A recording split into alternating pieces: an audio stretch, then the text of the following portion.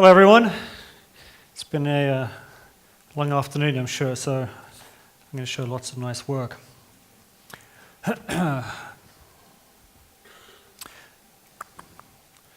When I was at Ogilvy Toronto, I was part of a team that, by mistake, made Canada's most famous campaign.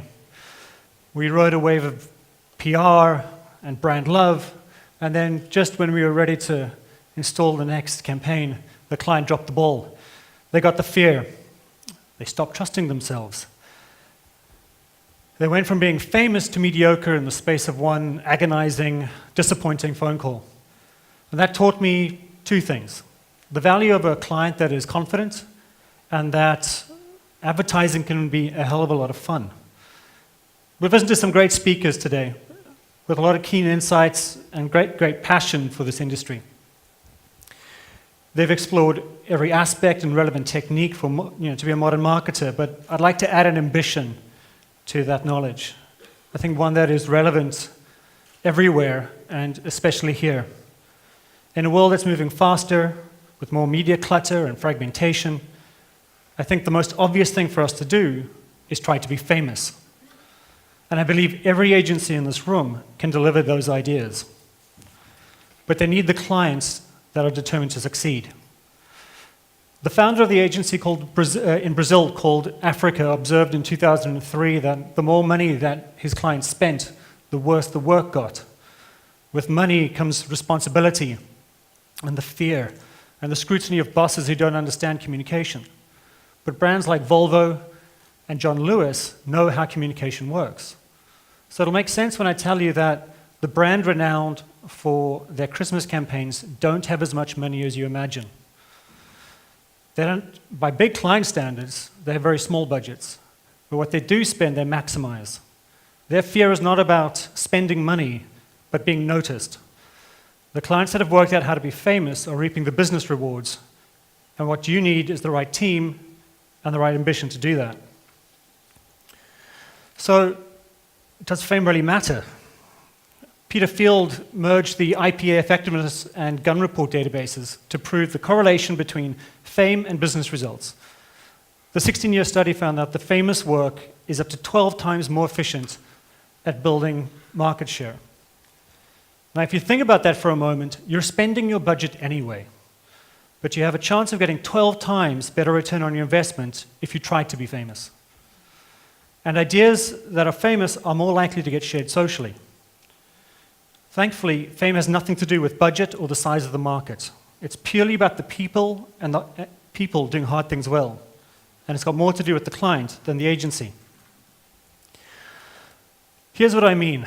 Brands that you always imagine to be famous aren't. So brands like Dove and Burger King usually have a slow decline of mediocrity. And then there's a sharp spike of fame. And that sharp spike happens to correlate closely with one factor: the movement of clients.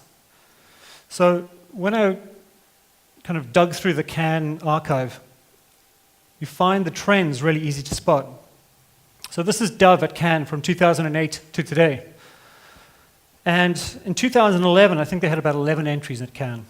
And right there, they got a new client. That was the only thing that changed on Dove, the world's biggest soap brand. And they went from no prizes to Grand Prix in the space of 2 years. And then, of course, in 2014, you can tell where that client left.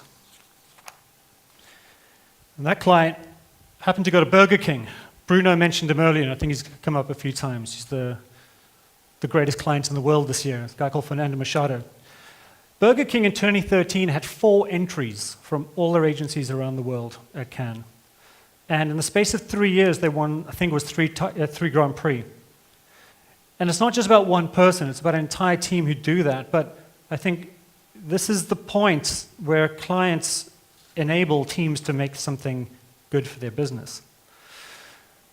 Jonathan Mildenhall is the CMO at Coca-Cola. They're not the most awarded brand. You'd think they do a lot better. But at his time in his time at Coke, you can see that He created agencies that believed in fame, and they were entering a huge amount of work, even though they weren't getting paid to do all of that. That's a side effect of fame. And when he left, the entries nearly halved. Budgets stayed the same, but the agencies no longer believed in the client. Jonathan's gone to Airbnb, a tiny little client, but they're using fame as a startup to grow exponentially. I work at a tech startup at the moment, and you'd be amazed at how hard you have to work to make every dollar count. And of course, there's a thing called Under Armour who weren't really anything until 2 years ago, and now everyone's wearing the t-shirt in London. The desire to be famous is nothing without the work. How do you do it? Now, we've heard there's no magic formulas, but I've noticed that there are 3 things that great work has. First of all, there's truth. Truth is the truth about the product, about the service. It's about being true to yourself as a brand. People love a good truth. The second is spectacle. If you don't have much truth, Stanley Kubrick, the movie director, said you need to be spectacular. You need to reach out and grab that audience by the throat. And the third is kind of often forgotten because we have short memories, but repeat your successes. So I'll show you some examples to bring this to life. Truth is my favorite, probably because it requires a fresh perspective on old problems. The very aspects of a brand that are boring and obvious can unlock brilliant ideas that the public can enjoy. I worked on this back in 2007, and I'm using it as a point that it doesn't matter what year you're working in, or which country makes the work, or what the product is. When you point out something obvious that people take seriously, you can create a campaign that, in this case, Canadians repeated around their dinner tables for years. It'll remain the same. Wheat squares. And that's what Canadians thought of when they thought. You can't really plan for a campaign like Diamond Shreddies, and that's why I think there's very few of them. But there was a very brave client who just bought that, and despite everyone saying don't do it, they just did it. It's a pity that Diamond Shreddies don't taste that much better than normal Shreddies, otherwise they'd probably sell more with the boxes. REI is an outdoor sports company. What they do is they sell sports equipment. Their business is to get people outside, and that's why people like going to REI stores. And so when it came to advertising their 2015 Black Friday Thanksgiving sales, they did the opposite of what they've always done, which was obvious. They acted true to themselves, and they followed their products and their services outside. Another Black Friday has arrived. Retailers opening their doors. I'm not entirely sure how you sell an idea like this. Let's close the doors on the biggest sales weekend in America. It'll make us a ton of money. It's creative business at its finest, and I wish I had done that.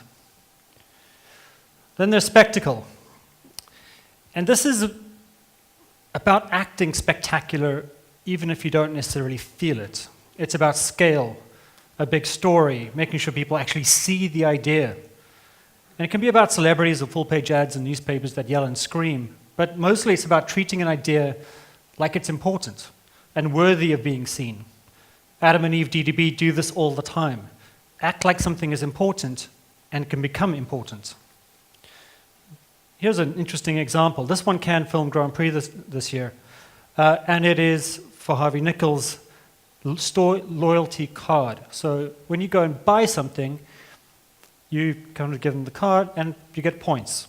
So there's no budget to make something fancy. And it was for YouTube pre-roll and in-store video screens. So there's practically no media budget.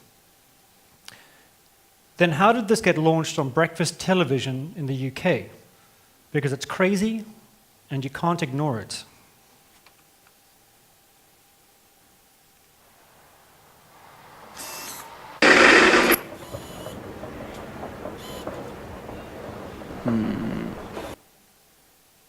What's quite funny is when they show this in the store, so when you're queuing to pay for your stuff, you can see it on the screens.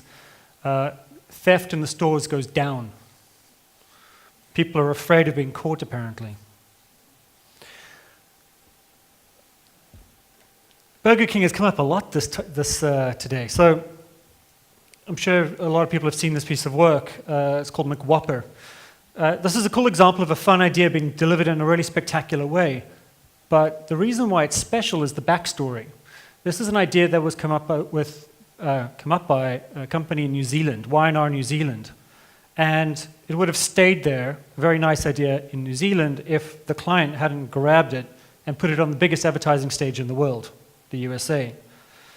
And that's the difference between a good idea that stays obscure and a good idea that runs 21 lines at Cannes. And people like me then show it to people like you.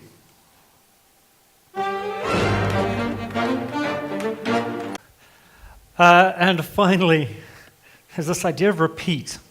This is a trick I've learned recently, actually. It's one of the simplest in the book. When you like something you've done, you like the message, do it again. Don't give up on the idea. Be patient. With time, these ideas become more unique to the brand. The brand owns them, and if they stay fresh in execution, they're like Bourne films, famous in their own right. At worst, they're sustained by the previous campaign. And there's no better example of this in the world of repeating an idea than John Lewis' Christmas by Adam and Eve DDB. For 9 years, the message on the brief has been exactly the same thing: thoughtful gift giving. And this year, John Lewis won the Cannes Effectiveness Grand Prix. Their uplift in sales was directly attributed to this campaign.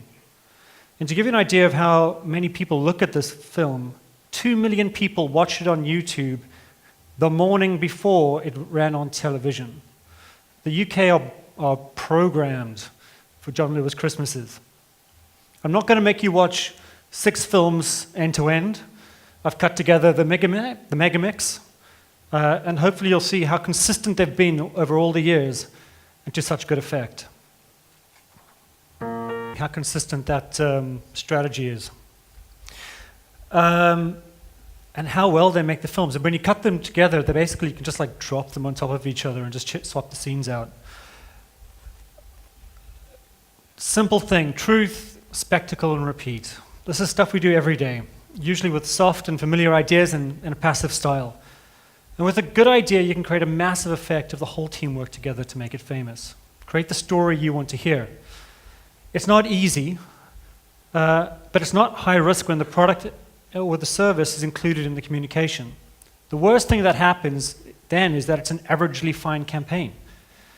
I believe that famous campaigns can come from anywhere as long as they have 2 things: a good idea and a determined client. So clients, listen up. In this room are creatives with career-defining and business-changing ideas. They just need a great client to help them. Thank you very much.